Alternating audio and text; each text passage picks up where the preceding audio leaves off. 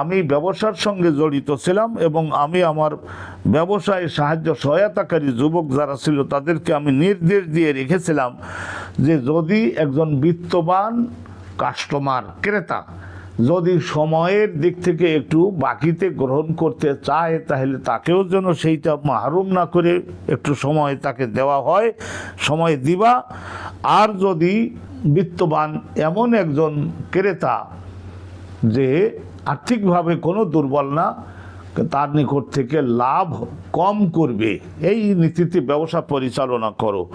অবিহ ক্বালা হাদাসানা আহমদ ইবনে ইউনুস ক্বালা হাদাসানা যুহাইরুন ক্বালা হাদাসানা মানসুরুন আন্না রাবিঈ ইবনে হিরাশ হাদাসাহু আন্না হুযায়ফা ইবনে আল-ইয়ামান ইবনে আল-ইয়ামান ক্বালা ক্বালা নবী সাল্লাল্লাহু আলাইহি ওয়াসাল্লাম তালাক্কাতিল মালাইকাতু রূহা রাজুল ইলা আখিরিল হাদিস।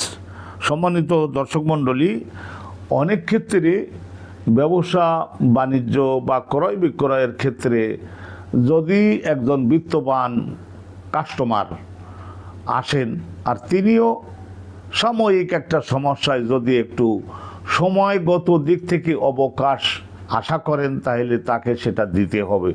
আর যদি অভাবগ্রস্ত হয়ে থাকেন তাহলে তার নিকট থেকে অনেক অল্প লাভে তার নিকটে পণ্য পৌঁছে দেওয়া। কি পুরস্কার হবে সে সম্পর্কে আল্লাহ রসুলের সাহাবী হযরতে হুযায়ফা ইবনে আল-ইয়ামান থেকে এই হাদিসখানা বর্ণিত। তিনি বলছেন যে রাসূলুল্লাহ বলেছেন, তালাক্কাতিল মালাইকাতু, জান কবজকারী ফেরেশতাগণ, আল্লাহর ফেরেশতাগণ সাক্ষাৎ করলেন একবার রুহা রাজুলেন, একজন ব্যক্তির রুহ কবজ করবার পরে বা কবজ করবার সময়ে তার নিকটে জিজ্ঞাসা করছেন ফেরেশতাগণ, মিম্মান কানা ক্বাবলাকুম, বনী ইসরাঈলের জমানার একটা ঘটনা। তো তারা বললেন, ফেরেশতাগণ জিজ্ঞাসা করলেন, আমিলতা মিনাল খায়রে শাইআন, জগৎ জীবনে তুমি কি কোনো নেক আমল করেছিলে? তখন ওই ব্যক্তি উত্তর দিলেন, কুনতু আমুরু ফি তিয়ানি, আমি ব্যবসার সঙ্গে জড়িত ছিলাম এবং আমি আমার ব্যবসায় সাহায্য সহায়তাকারী যুবক যারা ছিল তাদেরকে আমি নির্দেশ দিয়ে রেখেছিলাম যে যদি একজন বিত্তবান কাস্টমার ক্রেতা যদি সময়ের দিক থেকে একটু বাকিতে গ্রহণ করতে চায় তাহলে তাকেও যেন সেইটা মাহরুম না করে একটু সময় তাকে দেওয়া হয়, সময় দিবা।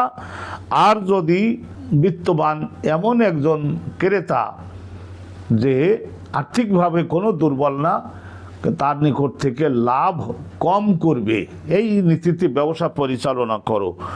তো হযরতে নবী করিম সাল্লাল্লাহু আলাইহি ওয়াসাল্লাম জানিয়েছেন যে তখন ফেরেশতাগণও বলেন, আল্লাহ পাক রব্বুল আলামিন বলেন যে এই বান্দা যেমন ক্রেতাগণকে খেদমতের নিয়তে ব্যবসা বাণিজ্য করেছিল এবং তাদের বাধা প্রদান করেনি, এই ব্যক্তির আমলের মধ্যেও কিছু ভুল ত্রুটি থাকা সত্ত্বেও আমি আল্লাহ তাকেও আমার রহমতের রাজ্যে যাওয়ার জন্য অনুমতি দিচ্ছি। ফাতাজাওয়াজু আনহু, আল্লাহ পাক রব্বুল আলামিন নির্দেশ প্রদান করেন যে হে ফেরেশতাগণ, তোমরা তার ভুলগুলি ক্ষমা মার্জনার দৃষ্টিতে দেখে তাকে রহমতের রাজ্যের মধ্যে যাওয়ার অনুমোদন প্রদান করো।